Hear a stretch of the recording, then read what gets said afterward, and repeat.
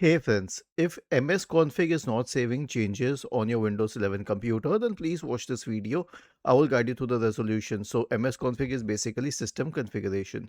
And if that is not saving changes, then before performing an SFC scan, here's what I suggest.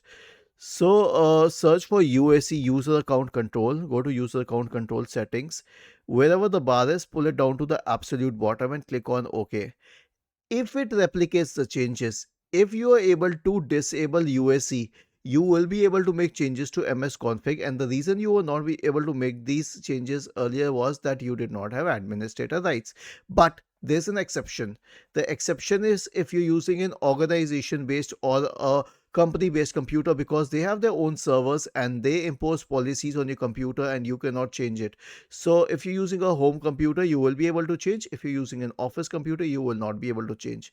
This should fix the problem. If it does not, straight away perform an SFC scan. So search for command prompt in the Windows search bar. Click on run as administrator. Type the command sfc /scan now and hit enter to invoke the SFC scan. Was this helpful? If yes, then please subscribe to the channel. If not, then let us know in the comment section of the video on how we could help you further. Thank you for watching this video and have a nice day.